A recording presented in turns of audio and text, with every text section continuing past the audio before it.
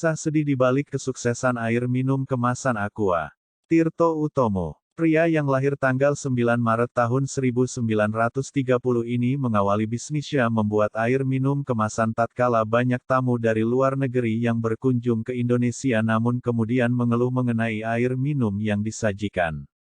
Bahkan, tamu-tamu tersebut merasa bahwa air minum yang disajikan tidak enak dan mengakibatkan beberapa dari mereka mengalami diare. Saat itu, belum ada air minum kemasan seperti saat ini. Tetapi, air tanah yang direbus secara tradisional. Bahkan, bau tanah masih terasa.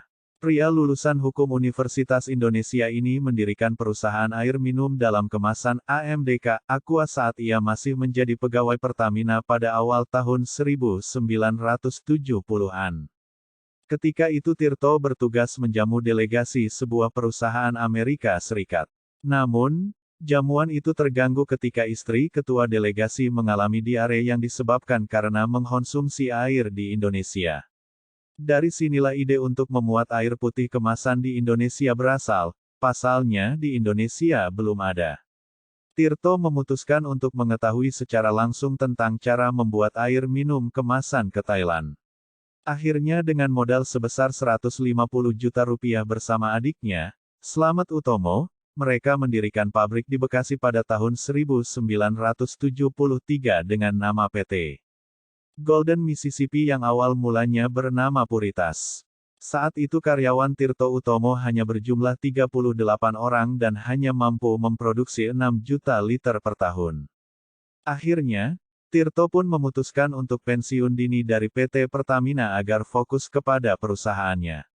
Nama Aqua sendiri dibuat atas masukan dari Elindra Lim, konsultan Indonesia yang bermukim di Singapura. Nama tersebut dianggap mudah untuk diucapkan dan diingat.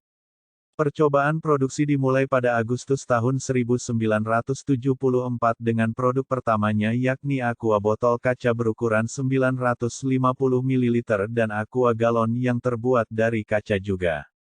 Perjuangan pun dimulai. Tak mudah memasarkan produk baru di Indonesia karena tentu saja belum banyak diminati dan belum populer. Produk pertama Aqua diluncurkan pada tanggal 1 Oktober tahun 1974. Saat itu minuman ringan berkarbonasi seperti Coca-Cola sedang naik daun sehingga gagasan menjual air mineral dianggap sebagai ide gila. Awal produksi pun dianggap menjadi masa-masa yang sulit sampai orang tak mau mencoba Aqua karena mereka menganggap, untuk apa air minum mentah. 3 tahun pertama sangat berat bagi Tirto, penjualan pun merosot hingga Tirto sempat hampir menutup pabriknya karena masa depan Aqua yang tidak jelas. Padahal, segala upaya ia kerahkan sampai keluar dari tempat kerjanya yang nyaman di Pertamina. Tetapi yang ia dapatkan hanyalah penolakan dan cibiran. Namun, Tirto tak ingin menyerah. Ia pun menerapkan ide gila dengan menaikkan harga Aqua hingga 3 kali lipat. Lalu, distribusi Aqua beralih dari masyarakat biasa ke perusahaan asing seperti perusahaan Korea yang saat itu sedang menangani proyek tol Jagorawi. Alhasil, pasar pun mulai terbuka, omset mulai naik. Orang-orang mulai percaya bahwa air minum Aqua merupakan air minum dengan kualitas tinggi. Tirto pun mendistribusikan ke toko-toko pinggir jalan dengan menaruh 3 botol Aqua terlebih dahulu dan lihat proses pasar yang terjadi.